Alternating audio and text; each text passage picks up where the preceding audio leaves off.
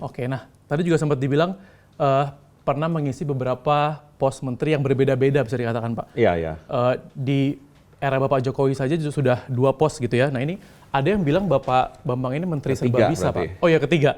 Ini yang ketiga sekarang. Ini yang ketiga. Iya. Nah ada yang bilang Bapak ini menteri serba bisa Pak.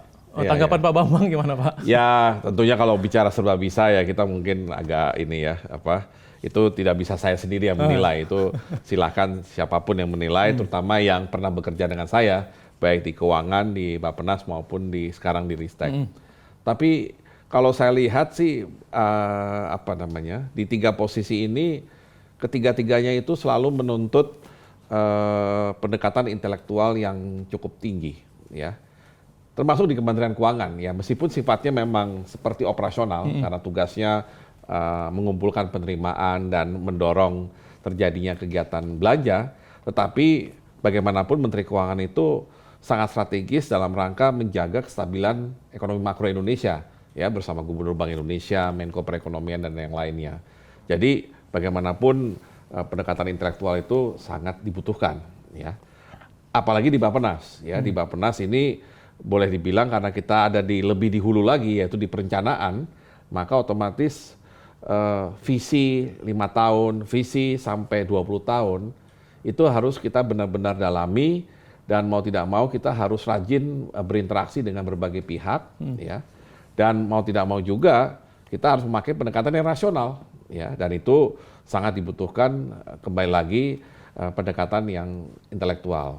Nah, kalau Ristek yang ketiga ini tentunya tidak perlu dipertanyakan lagi. Kita bicara riset dan teknologi itu sudah langsung domain dari intelektual, ya. Dan ya saya bersyukur dalam perjalanan di Kementerian Keuangan, Bappenas dan Ristek ini, saya selalu bertemu dengan birokrat yang handal. Ya, saya lebih senang menyebut mereka teknokrat, ya, daripada birokrat. Nah, birokrat yang handal atau teknokrat inilah yang menurut saya membuat tugas saya menjadi lebih ringan, dan juga itu menjadi motivasi saya untuk berupaya berkinerja sebaik-baiknya.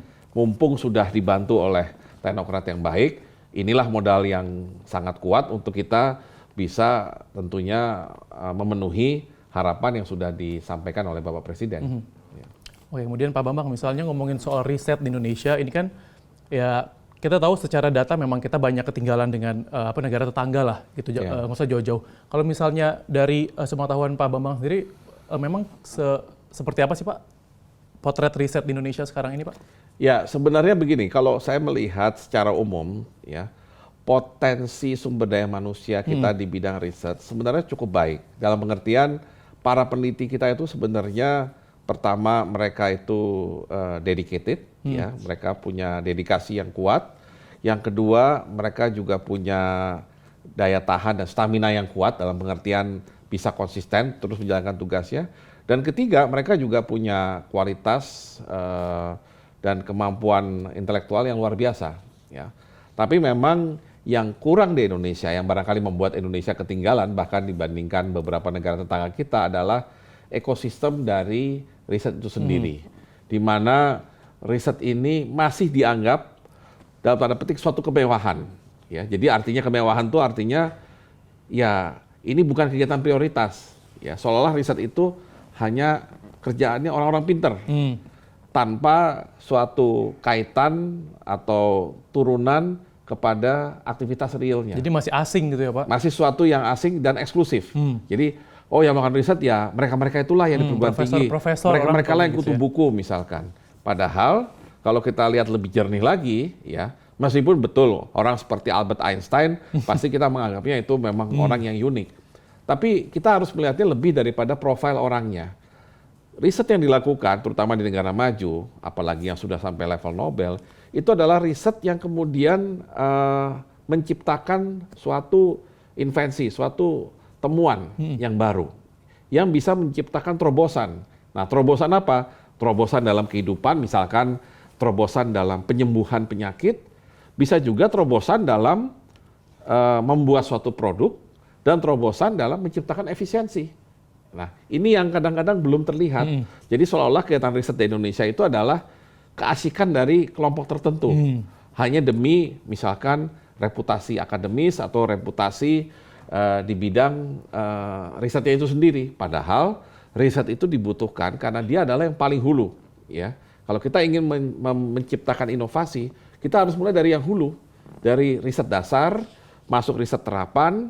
Dari situ kita harapkan lahir invensi, temuan tadi, yang bisa kita dorong lagi menjadi inovasi atau penemuan.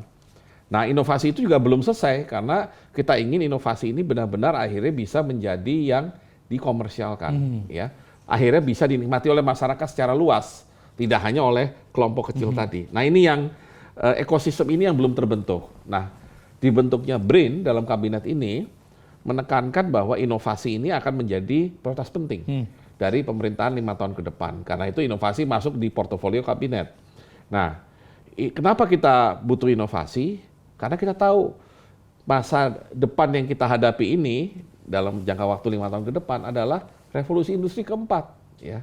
Sedangkan kita ini 20 tahun yang lalu atau 30 tahun yang lalu masih euforia revolusi industri ketiga, komputer. Nah, sekarang sudah revolusi industri keempat. Artinya apa? Kita nggak bisa lagi menjalankan kegiatan ekonomi atau pengembangan industri seperti kita melakukannya tahun 80-an dan 90-an. Ya. Dan bahkan awal tahun 2000. Kita tidak cukup hanya mengejar efisiensi, tapi kita sudah harus mendorong terjadinya inovasi. Kenapa perlu inovasi? Karena kita perlu bersaing. Pesaing kita bukan semakin dikit, tapi semakin banyak. Ya. Negara-negara lain itu sekarang berlomba-lomba mengembangkan ilmu pengetahuan dan inovasi sampai kepada product development, karena mereka tahu nasib mereka di masa akan datang akan tergantung kepada kemampuan mereka untuk terus berinovasi. Ya. Siapapun yang berhenti atau hanya puas hanya dengan sekedar membeli teknologi, membeli lisensi, maka selamanya dia hanya akan menjadi istilahnya follower atau menjadi consumer, tidak menjadi produser yang real. Gitu. Kalau dari Pak Jokowi sendiri, Pak, arahannya apa nih, Pak? Arahannya yang paling saya ingat waktu malam-malam ketemu di istana dalam rangka penunjukan saya sebagai Menristek adalah beliau prihatin dengan anggaran riset yang istilah beliau diecer-ecer begitu banyak institusi dan begitu banyak kegiatan. Tanpa beliau melihat adanya suatu produk riset atau inovasi yang benar-benar bisa mengangkat daya saing Indonesia tadi. Yang beliau sedih adalah seolah-olah anggaran itu dihabiskan hanya untuk sekedar menghabiskan anggaran. Itu. Jadi artinya ada anggaran riset, kan harus dihabiskan dalam satu tahun anggaran. Memang habis, terserap. Tapi untuk keluaran atau output yang tidak jelas apa manfaatnya. Apakah bisa menjadi inovasi, ataukah hanya berhenti menjadi laporan penelitian, ya, atau ya paling maksimal mungkin hanya menjadi publikasi di jurnal. Ya, padahal beliau inginnya dengan dana yang memang terbatas, R&D itu harus menjadi sumber dari inovasi. Jadi beliau ingin melihat Indonesia tuh bangga punya suatu produk atau hasil yang memang diciptakan oleh orang Indonesia sendiri. Dari nol, didesain dari nol. Bukan kebanggaan kita bisa membuat mobil misalkan, tapi mobilnya itu ya didesain oleh orang luar. Gitu. Oke. Ya baik, kita akan lanjutkan perbincangan kita dengan Bapak Bambang usai jeda berikut, tetaplah bersama kami.